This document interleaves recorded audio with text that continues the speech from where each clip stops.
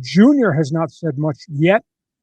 Senior has. No, Senior. I mean, I remember Fernando Tatis Sr. hitting 2 grand slams off Chan-Ho Park. I mean, he's been popping off. He's been in the media trying to protect his kid. He's making it worse. Well, I think Fernando Tatis Sr. has responded really badly to some things that have happened in the media in New York City. The New York Post wrote a condemning column about Fernando Tatis Jr.'s decision-making and his explanation what has happened. Well, the father has now gone public, and the father just sounded off that everybody's been unfair to the son. And I understand the father trying to protect the son, but here's the reality. The kid has made a lot of bad decisions. And anything coming out of Fernando Tatis Sr.'s mouth, in all honesty, John, just seems to be that he's become an enabler of his kid. If you go back and think to what happened last winter in the off season, his father went public and said, well, yeah, there was a motorcycle incident, and all he did was scrape his knee and scrape his wrist. Well, now we found out there may have been 3 incidents with Junior on a motorcycle. And then we found out, oh, he did get injured. And then we found out they never contacted the Padres. They never came to San Diego for examination by the doctors of the Padres instead of going to a personal physician who said no big deal in the Dominican Republic. Well, it was a big deal when he got here, took his spring training physical, and he got the fracture of the wrist, and they did the bone graft, and they put a screw in it. That's a major procedure. So Fernando Tatis Sr., I just think has stepped way over the line here, and I think he's creating more of an uproar around the kid shortstop. It's already tough enough on him, and the kid has to bear the responsibility of the bad decisions that he's made. But for Senior to go out and make the comment, TV ratings are going to collapse, millions of people stop coming to games. This, by the way, was an insignificant situation. This was a minor situation.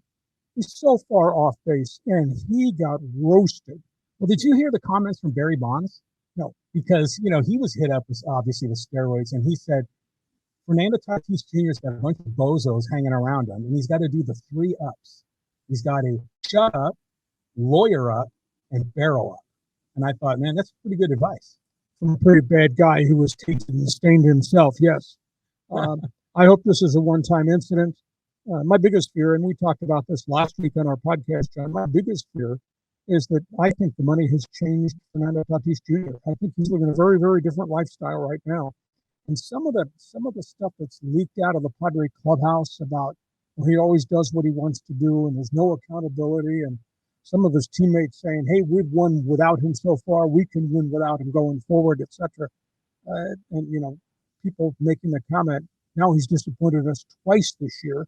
I mean, there's some stuff, John, in that locker room, in that clubhouse, that he's going to have to solve. The only way he can solve it is A, get healthy, and B, be a stand-up guy, and then C, come back and be the player he can once we get to the finish line. And I would hope the father would shut up too. Yeah. I agree with you wholeheartedly. Yeah, did you see Mark Ziegler's article in the UT? Exactly. I mean, Mark is a great investigative reporter. I think he's a great writer. I think he might be the best journalist. We have known about how dirty baseball is in the Caribbean, in the Latin American countries. We've known for an extended period of time about Bosconis, the agents, who develop players and then, in essence, sell the players and take a lot of the players' money. Baseball's been unable to put its arms around the whole Dominican situation. They've clamped down on the cheating. Every club in baseball, including these guys here at Petco Park, would work out agreements with 14 and 16-year-olds and send money to lawyers and agents to help train them with the idea that when it comes time, we will sign them as a 16-year-old. So some of these preconceived deals were stomped out by Major League Baseball, but I don't think they've enclosed the whole thing at all. And the Dominican, much like some of the other Latin American countries, you need guidance, you need education, you need the ability to control the whole drug culture that exists. And I've had player agents tell me that the Bosconi situation is so out of control, and Major League Baseball can't control it. That's why they've been pushing so hard for the quote international draft which has not gotten approved yet by the Players Association. So it's a big issue going forward. Not a Padre problem. It's an MLB problem. Well, that's what Ziegler was saying. He said that 10% of the players in MLB are from the Dominican, but 80% of the PED suspensions are Dominican players. Exactly. So yeah, it goes a lot to, I think Ziegler said, the poverty in that nation, the attractiveness of the money to escape. You think poverty's bad in America. I mean, in the Dominican, it's a whole other level. So this is a very complex story. I mean, Tatis made a bonehead move, but there's a lot of parts to this. It's a culture. It's a society thing that's acceptable. There was, and we'll move on to the next topic in a second, there was a New York newspaper, it might have been the Daily News or the Post, I want to say about 3 years ago, sent one of their reporters down to the Dominican. And I think it might have been in Santo Domingo. And he stood on the street corners and he purchased all the illegal drugs.